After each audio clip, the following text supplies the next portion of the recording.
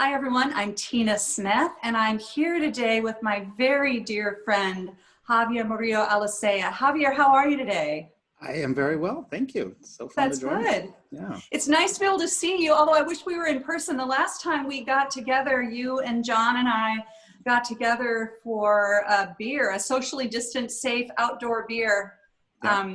at that great brewery in just off of Glenwood. What's the name of that brewery again? La Doña Cervecería. La Doña Cervecería. It's such a great place, and it was a beautiful day. So Yeah. I wish we were together again in person, but it's great to see you. How are you doing? I'm doing all right. I'm doing all right. You know, slow news week. Oh, Lord. I know. Well, absolutely. Good Lord is right. It has been, you know, it's interesting. I just found out a couple of hours ago that the United States Senate will not be meeting for the next 2 weeks. We've had, I think, at least 3 or 4 of my colleagues now who have been diagnosed with COVID, and you know, many of them were together in a Judiciary Committee hearing just a couple of days ago. Several of them were in the Rose Garden gathering where there was, you know, so many people all together, and of course the president is in the hospital today with COVID, which we found out shortly after he was here in Minnesota. So it's just such a reminder of how this is not something, this virus is not something that you can ignore. You can't pretend that it doesn't exist. And even in the bubble of the White House, you have to be careful and you have to be safe, right? Yeah, absolutely. Yeah, no, I've converted our backyard into, I have a fire pit and got one of those heaters for restaurants have to be able to entertain in the back. I mean, it's just, our lives are just changed until we have a vaccine or stronger, you know, therapeutics. And so, yeah, no, it's this week the whole country's been smacked in the face with the reality of like, but this isn't over. No. Yeah. I know it's true. And as we see cases here in Minnesota, of course, we're doing more testing in Minnesota.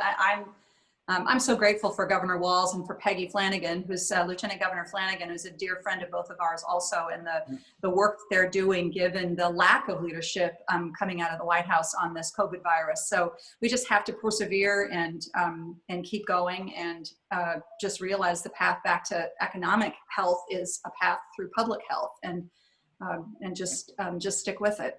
Right. Yeah, absolutely.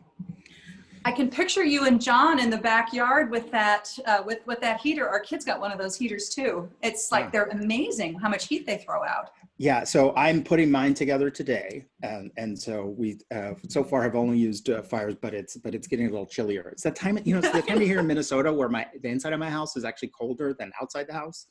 So yeah. Maybe. Have you turned your heat on yet? No, I've been good about that. That's the way Sam and Emily, our son and daughter-in-law, are. They haven't turned their heat on yet, and they have pictures of their dog Zoe like literally like buried under the blankets because it's been so cold. How is Chulo adapting to the cold? He's doing all right. You know, he normally like, so in winter, last winter we've only had him a little over a year now, and so last winter he was a big cuddler in bed, and then summer he decided he was done with that, so he slept on his dog bed. And so I'm hoping to get cuddles again soon. It's not yet cold enough. Good. That's good. Well, Javier, I wanted to ask you, you know, so thinking about where we are in our country right now, I think we are 31 days away from Election Day. Of course, voting has already started in Minnesota, and I think over 1 million Minnesotans have requested absentee ballots, and I think over 300,000 Minnesotans have already returned their absentee ballots. So there is so much engagement and energy in this election. And so I wanted to just ask you, you know, how you think about this moment that we're going through. You have such an interesting background in, you know, an amazing communicator and strategist and organizer at SEIU. And, you know, how do you think about this moment that we're going through in our country's history? It feels so kind of extraordinary and scary. Yeah. So I think that people are looking for a way out of the chaos. And there's so much that's overwhelming, and I think it's purposely overwhelming.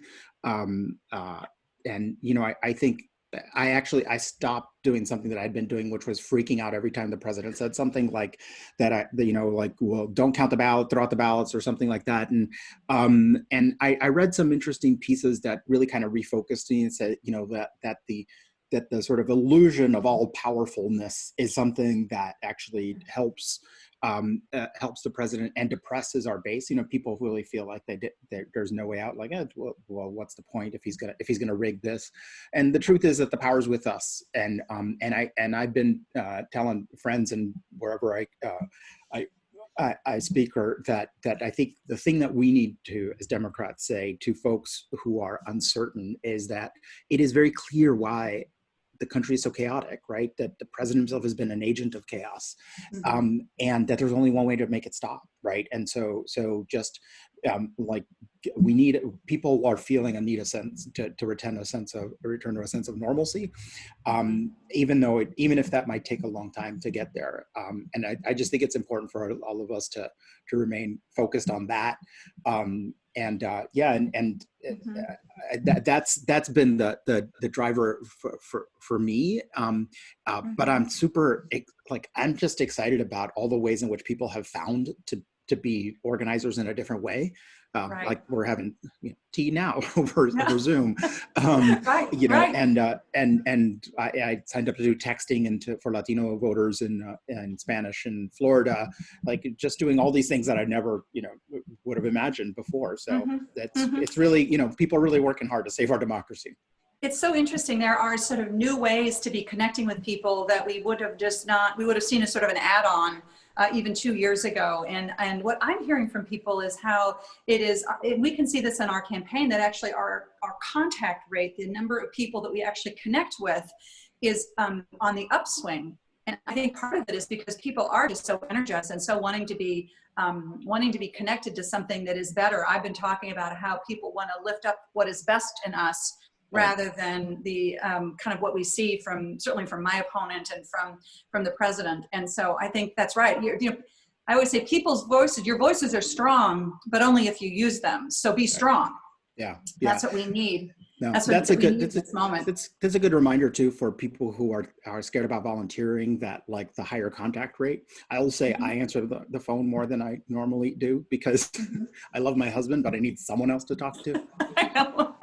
Well, and I can vouch that when you have those freak out moments, sometimes late at night, I often get a text. So I know what you're going through. Literally, I know what you're going through. This is true. I know. I don't have the best history of my anxiety text for you. That's okay. That's how it's all right. Yeah. Well, and it's interesting because it makes me think a little bit about, the podcast that you've been doing, Wrong About Everything. How long have you been doing that podcast? Six years now. 6 years. Yeah. So tell everybody, not everybody might know what the podcast is. I think it's really great. So now 6 years ago, I was an avid podcast listener, and I became friends with a Republican named Brian McDaniel, who's a lobbyist at Capitol. We made friends basically over Words with Friends, the game, and I realized in the comments section where you can talk to each other, that we cracked each other up. It was hilarious. And also noticed that we were sometimes at our funniest when we were making fun of our own side. And I thought, I'd been thinking about it a while, and it's changed a lot, right? But like 6 years ago, I just thought it'd be nice to have a podcast where there are people who disagree, with each other, but like each other, and where humor is at the center. Because I think, we live in these silos in this country. It's increasingly, and we tend to laugh in our silos, because when you think about humor is about transgressing boundaries, and what's acceptable, what your boundaries are, depend on who you're with, right? And so it was sort of, that was it began, and there are 4 of us, and the hosts have changed over the years, but right now it's me and Lauren Anderson are the 2 Democrats, and Amy Koch and Brian McDaniel are the 2 Republicans. And I'll say, the Trump years have been, we started this before Trump. They have, it's made doing the podcast both harder but also feel more important. Because like Amy Koch is someone who, you know, we joke all the time she's the only person who was, because we become very close. She was the only person who was invited to my wedding who actually tried to ban it from happening, because she was Senate Majority Leader when the Republicans put the ban on same-sex marriage on the ballot, and she always, you know, says, well, not specifically you, but you know, we worked through lots in our friendship, including like her when your first election for this special election, she was the campaign manager of your opponent, right? So that's like, right. We were saying, you know, we take this idea of working across lines of difference, like literally and personally in our in our friendship. Yeah, and you can't, you know, and you annoy each other. Like you can have deep love for someone and be really mad at them sometimes and get over it and get past it. And so it's really, I feel it helped me grow. I think before that, I didn't have anyone who in my life I would consider a good friend, who was someone who I just disagreed with on many things, politically, but so it's been this real sort of gift for my own life, and I feel like we've modeled something, and so we're still plugging at it. Yeah. Well, you know, I think especially in this moment where there's just this, you know, I mean, I've been talking about this. People have sort of this my way or the highway attitude. You know, you either agree with me or you're just horrible, and then you stop appreciating that people on the other side have humanity and have families and have things that they really care about, and the more separate you are, then the easier it is to caricaturize people's views and to not take them seriously. And especially, don't you think, right now, because our media is so segmented, you can you know, I watch Fox News sometimes just to understand, you know, what information people are getting. But what you guys are doing, I think, is really important, and we should have more of it in this world. I think it's something that I really hope that we can get back to in the United States Senate, where there have been really strong friendships across party lines. And I think it helps you to figure out, well, you know, as an organizer, what do you do when you're an organizer? Right. You get to know the folks that you're trying to work with. You understand what they care about. You understand what makes them, what keeps them up at night and what gets them up in the morning. And then you work with that to find the places where you can mobilize and where you can engage and you can get things done. But if you don't have those relationships, you never have the ability to actually make progress with anybody. Yep. And I think one of the side effects of our polarized time is that I think often the kind of dialogue gets defined as, well, we'll come to some mushy middle agreement. And the premise being wrong about everything is not that we figure out the middle ground. Like it is that we disagree. I mean, sometimes occasionally the middle ground there might be something we agree on, but we argue a lot. And the point is, you can have vehement disagreements. You don't have to lose your values or to just engage in conversation. I just think it's incredibly dangerous when a society gets so siloed that we're just not talking to each other, even if it's in disagreement and in anger. We just got to keep the conversations going. Well, I mean, you guys disagree, and you just say you use humor to make points, which is really great. But you're never, I mean, I've never heard you be just cruel or disrespectful to one another, which you can't do when you're in relationship with somebody over the long term. And you know, I just can't help but think of the dramatic comparison to what we saw with the debates earlier this week, where the complete disrespect that the president showed for Vice President Biden, and how really sickening it was to see that. And instead of that idea that you can have a battle over ideas, but still act like a grown-up, still act like use your powers of persuasion and not just your powers of demeaning people. Right, exactly. And sometimes, you know, and if it does, to be in relationship with someone enough so that if it does get personal and nasty, you know to apologize, to come back and clean up a mess that you made. Like it's just being human. So I know. Do you think about, you know, you've done so much work organizing in SEIU, and I think so much of the work that you've done to lift up the voices of people who in their workplaces have felt like they didn't have that much power, and showing them the power that they do have to improve their own lives and the lives of the people that they work with. And I'm just wondering as you think about this moment we're in right now, I just so respect the work that you've done as an organizer too in the labor movement. So I remind myself a lot that, so I was president of Local 26 of SEIU for 14 years, and that is a union of janitor, security officers, other service workers, and overwhelmingly immigrant, overwhelmingly people of color. And I remember 2016, after the election, our debriefs were just devastating. Many people really felt that their lives had been put up to a vote, and that America had voted against them. And it became, I've been reminding myself recently a lot of like that. The rap I always had with organizers is that ours is a vocation of optimism. You have to be able to paint a picture of a brighter world, a brighter future, and believe that, because if you don't, who's going to follow you?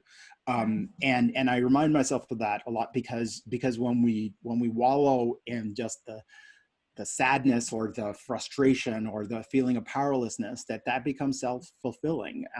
So yeah, the reason I remind myself is that because sometimes it's hard to remain optimistic when there's really horrible things, happening, when there's the president and the Proud Boys and all this sort of stuff like happens, and the president can't denounce the Proud Boys, and then like there are moments like that. I was like that night just freaking out, and then just calm myself down and say, you know what, mine is a vocation of optimists. That's right.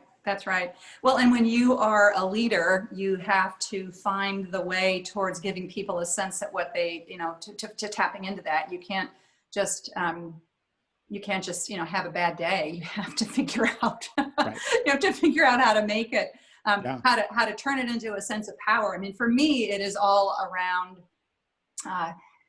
it's all around helping people to understand where their power comes from in this democracy, and how to pull that up rather than tamp it down. And this is exactly where you started, which is that how in this moment, what the president and others are trying to do is to give people a sense that they don't have any power, that they can't make a difference, that the die is cast, that there's really nothing that they can do. And our job is to help people understand that that's absolutely not the case. And they have so much power. I mean, this is why it is we the people. We the people have to make it so. Right. Absolutely. Yeah. So yeah. So are you? I heard you're heading down to Winona. Is that or? Yes. Yeah. Yes. I'm going to be in Winona, and Red Wing. We're doing some outdoor events. Very careful, making sure that everybody can be safe, and it's really wonderful to be out. I have to say I miss seeing people like I would have in another campaign in another time, but it is it's nice to be able to see people in person as well as here on our screens. Right. Yeah. Yeah, we'll say hello to the folks there, because I'm a newly appointed trustee of MnSCU. So yeah, I heard from some of the faculty that they're going to be seeing that's you. right. So that's super. Yeah. That's great. It's an amazing campus there. I'll be sure and say hello to everyone for you. And I want to thank everyone for joining us for tea. What kind of tea did you have today, Javier? I cheated. I had a little coffee. It's okay. It could be beverage with Tina, but that would sound a little weird. So yeah, right. Alliterative. Yeah, exactly. Well, take care, everyone. Remember that you can vote early in person, or you can vote early by mail, or you can vote on election day. But vote as soon as you can in this most important election. And if you have we'd love to get you involved in the campaign. You can go to our website to sign up and volunteer. And I'll see you the next time. Thanks, everyone.